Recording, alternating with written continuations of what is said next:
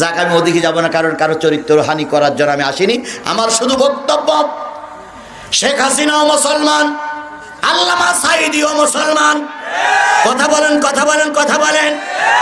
সেদিন ছিল হোসাইনও মুসলমান, ইয়াজিদও মুসলমান। ইয়াজিদের অত্যাচার সহ্য করতে না পেরে হোসাইন রাদিয়াল্লাহু তাআলা কারবালা প্রান্তরে জীবন দিয়েছে। হাসিনা রহমাতুল্লাহ আলাইহির অত্যাচার সহ্য করতে না পেরে আল্লামা সাঈদী জেলখানায় জীবন দিয়েছে। তাহলে ইয়াজিদ জালেম মুসলমান তখনও ছিল, জালেম মুসলমান এখনো। আরো জোরে বলেন, এখনো। অতীতে জালেম ছিল, এখনো জালেম আছে না নাই? এখন জালেমের জুলুমের কারণে হুসাইনের উত্তরসূরিরা কি ময়দান ছেড়ে দেবে? জোরে বলেন, ময়দান ছেড়ে দেবে? যদি হুসাইনের মতন আবার রক্ত দিতে হয়, যদি আবুল কাসেমের মতন আবার শহীদ হতে হয়, তবু হুসাইনের উত্তরসূরিরা জালেমদের কাছে ময়দান ছেড়ে দেবে না।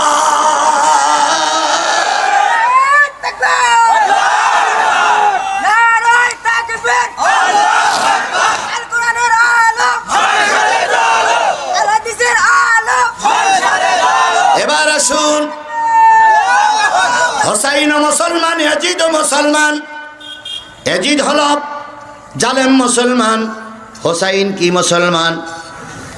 খাঁটি মুসলমান, নির্ভেজাল মুসলমান। নির্ভেজাল মুসলমান যদি হতে চান, পরীক্ষায় একটু দেওয়াই লাগবে। কথা বলেন, কথা বলেন। ভালো ছাত্র যারা, তারা তাদের পরীক্ষা দেওয়া লাগে।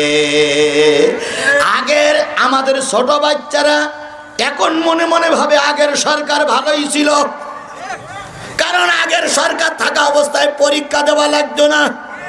কি বলেন না? কি পাস ছিল? Auto pass. কেন অটো পাস হবে না? নেতাদের বেলায় তো ভোট দেওয়া লাগতো না।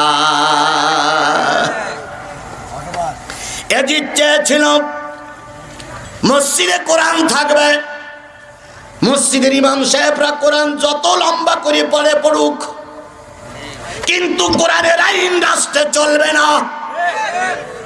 আমাদের শেখ হাসিনা রহমাতুল্লাহ আলাইহি চেয়েছিলেন মসজিদের ইমাম সাহেবরা যত লম্বা করে আরবিতে কোরআন পড়ে পড়ুক, যত আরবিতে মোনাজাত করে করুক, কিন্তু মুফাসসিররা বাংলায় ব্যাখ্যা করে তাফসীর করতে পারবে না। মিলাই নিয়েন, সব কিছু বলা যাবে না, কারণ আমাদের যিনি আজকের মাহফিলের পরিচালক, তিনি বলেছেন যে শেখ হাসিনার গালাই লাভ দেয়। তাই বলেছেন না? এটা আমিও বুঝি, এটা আমিও বুঝি, কিন্তু তোমরাই তো আমাদের মাহফিলগুলো বন্ধ করে দিয়েছিলে। তোমাদের কারণে বিগত 3টা নির্বাচনে আমরা ভোট দিতে পারিনি। যাদের বয়স 20-25 বছর, তারা একটা বারের জন্য ভোট কেন্দ্রে যেতে পারিনি। কথা বলেন, কথা বলেন। আমি তো জানি, আমি জানি যে আমার কথাগুলো কিছু লোকের ভালো লাগে না। যাদের রক্তে ভেজাল আছে তাদের কাছে আমার কথা ভালো লাগবে না, আমি ভালো রকম জানি। আমিও চেষ্টা করি কিছু কথা সম্বরণ করার জন্য, কিন্তু তোমাদের কারণে আমাকে মঞ্চের থেকে যখন পালিয়ে যেতে হয়েছিল, সে কথাগুলো আমি কি করে ভুলে যাই? তোমাদের কারণে মঞ্চে আমি কথা বলতে পারিনি, আমাকে আত্মগোপন করে চলে যেতে হয়েছিল। তোমরা চারিদিক থেকে আমাকে ঘেরাও করে রেখেছিল ধরার জন্য। আমার সে কথাটা আজও ভুলে যাইনি, সব কথা আমার মনে আছে।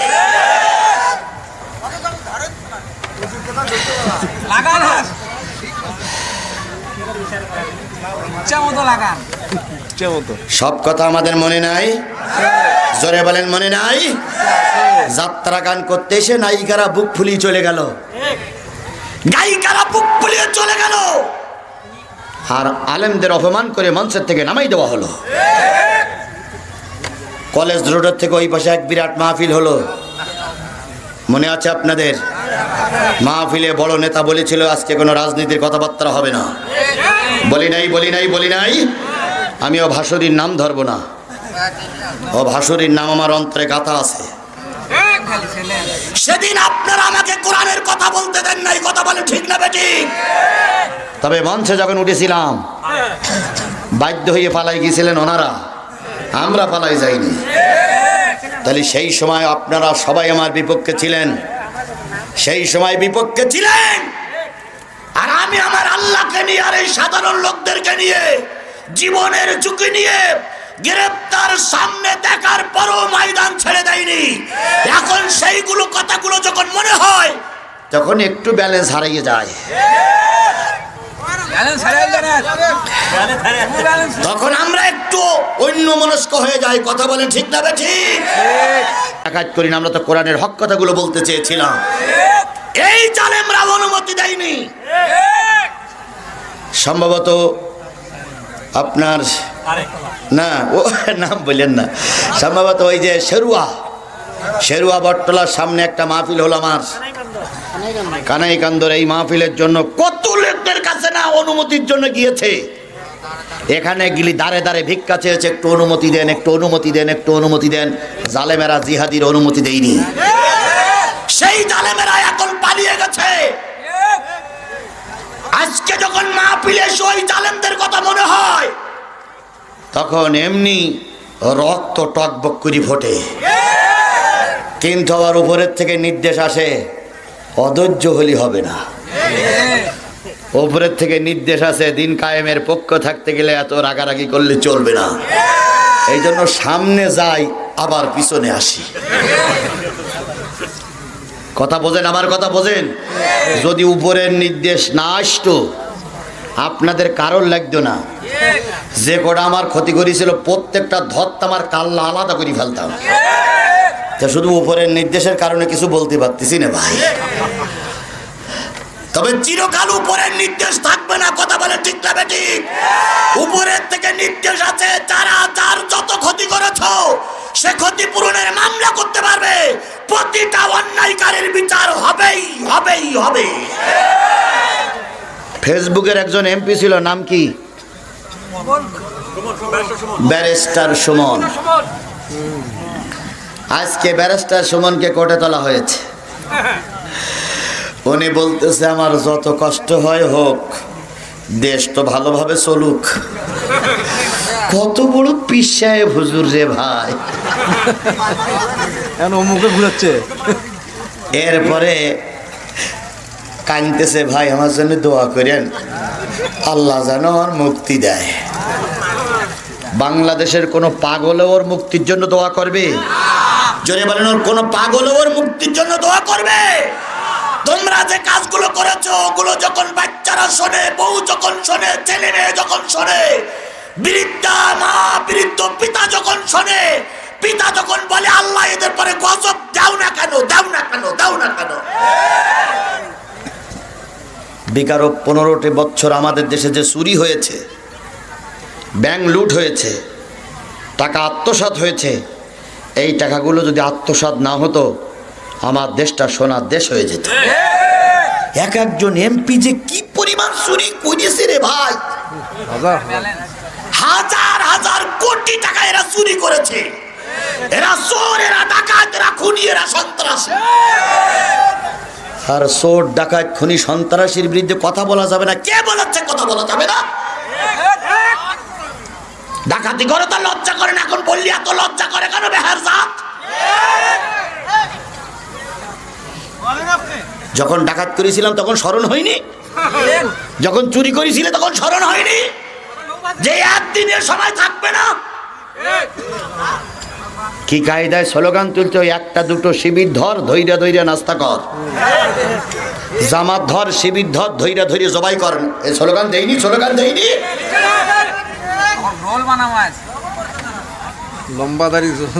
আমার সন্তানদেরকে ধরে 3 রাস্তার মুখে মেরে দিয়ে বললো ক্রস ফায়ারে মারা গেছে।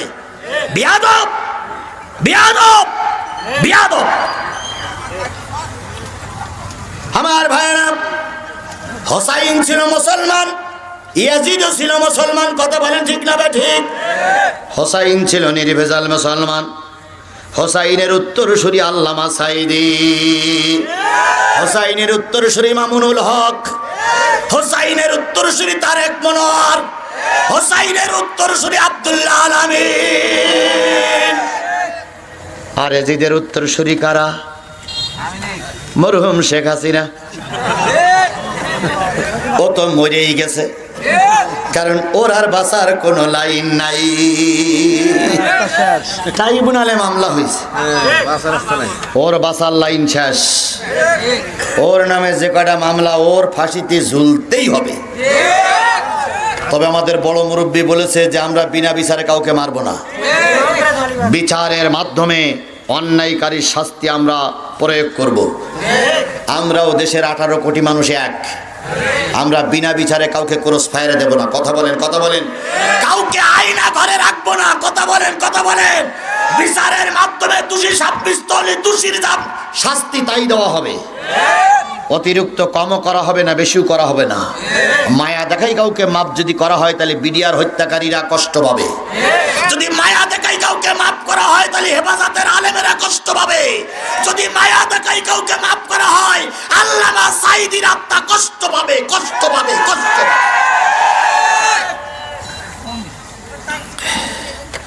বেশি থাকবে, দিতে হবে না, 313 জন থাক।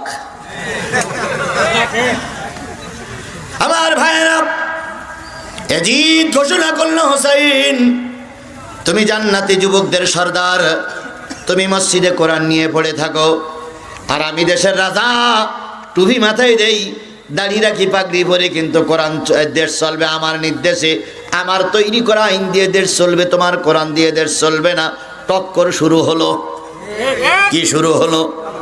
বাংলাদেশ জামাত ইসলাম সহ ইসলামী দলগুলোর বক্তব্য হলো আল্লাহর আইন চাই, সৎ লোকের শাসন চাই। কথা বলেন ঠিক না বেঠিক? সৎ লোক যদি হিন্দু হয় তবুও সে দেশের নেতৃত্ব দিতে পারবে। জামাত ইসলামের বক্তব্য বোঝেন আপনারা? আল্লাহর আইন চাই আর সৎ লোকের শাসন চাই। কারণ আল্লাহর আইন চাই, আর অসৎ লোক যদি ক্ষমতায় বসে জীবনে আল্লাহর আইন কাজে লাগবে না। তাহলে আগে সৎ লোক দরকার, তারপরে আল্লাহর আইন প্রতিষ্ঠা করার দরকার। হযরত হুসাইন বললেন, তুমি বলতেছো কোরআন মসজিদে থাক, রাষ্ট্রে তোমার আইন চলুক না। না না, আল্লাহ নিজেই বলেছে ইনিল হুকমু ইল্লা লিল্লাহ, যিনি সৃষ্টি করেছেন হুকুম চলবে তার।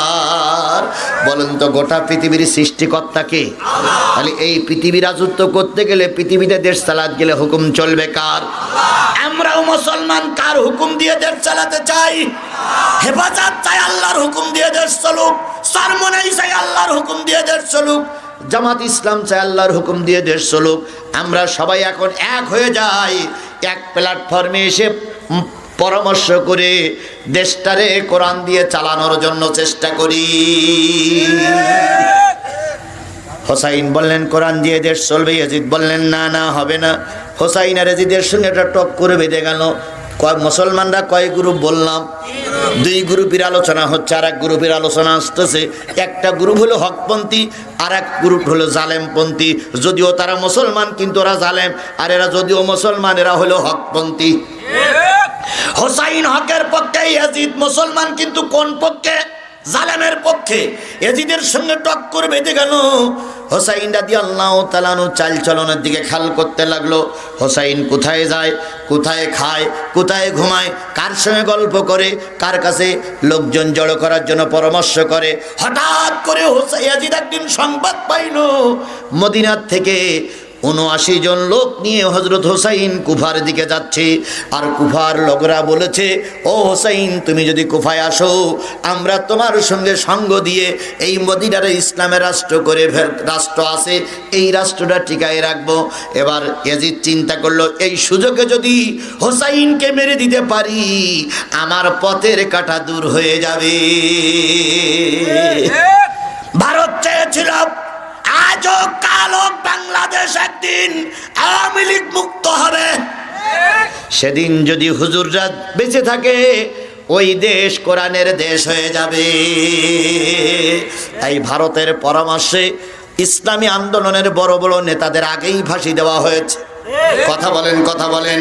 এটা শেখ হাসিনা তার দলের বুদ্ধি ছিল না, সমস্ত বুদ্ধিদাতা ছিল ভারত। আমার ভাইরা চলুন সামনে অ্যাডভান্স করি।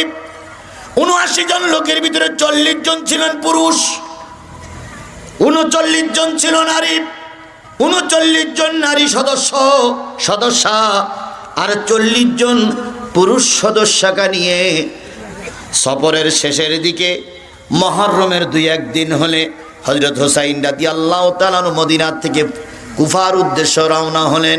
ইয়াজিদ বাহিনী সংবাদ পেয়ে ফুরাতের কিনারে এসে ট্রাইব্যুনাল গঠন করলো,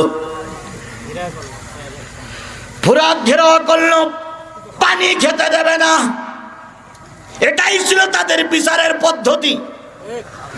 আজও আমরা দেখেছি মরহুম সাবেক প্রধানমন্ত্রী ওনারাও আমাদের বিরুদ্ধে ট্রাইব্যুনাল তৈরি করে হুজুরদের ওখানে মিথ্যা মামলা দিয়ে ফাঁসিতে রায় কার্যকর করেছিল। কথা বলেন, কথা বলেন, কথা বলেন।